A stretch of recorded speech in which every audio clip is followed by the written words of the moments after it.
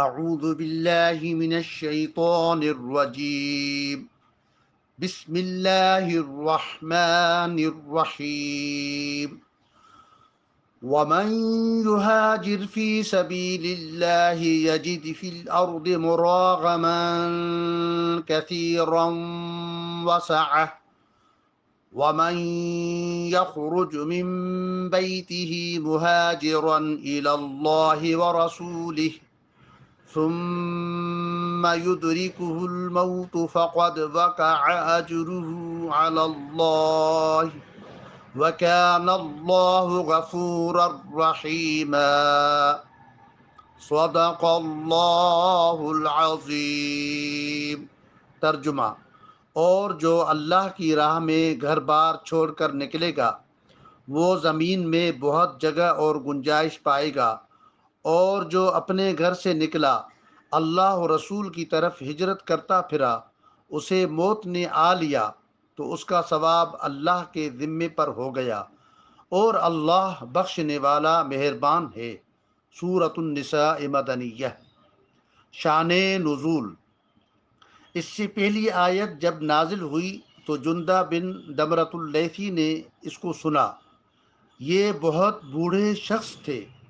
کہنے لگے میں مستثنی لوگوں میں تو ہوں نہیں، کیونکہ میرے پاس اتنا مال ہے کہ جس سے میں مدینہ طیبہ ہجرت کر کے پہنچ سکتا ہوں۔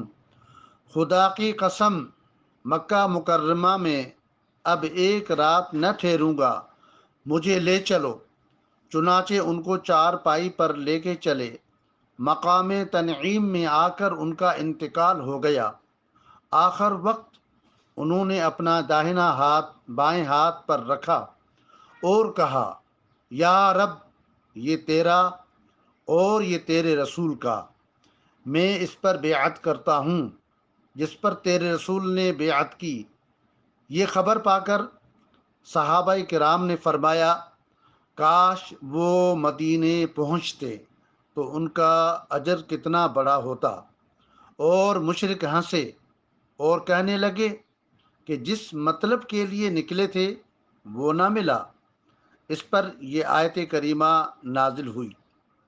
بحوالہ تفسیر خزائن العرفان۔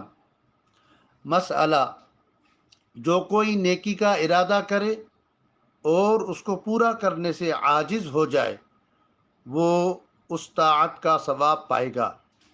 مسئلہ نمبر 2، طلب علم، جہاد، حج، زیارت، طاعت، زہد و قناعت اور رزق حلال کی طلب کے لیے ترک وطن کرنا خدا اور رسول کی طرف ہجرت ہے۔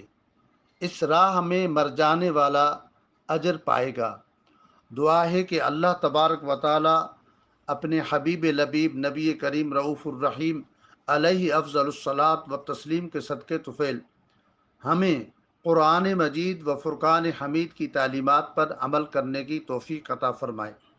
عزیزان گرامی، بکھرے موتی کے چینل کو سبسکرائب کریں اور لائک کریں اور اپنے دوست احباب کو شیئر کریں۔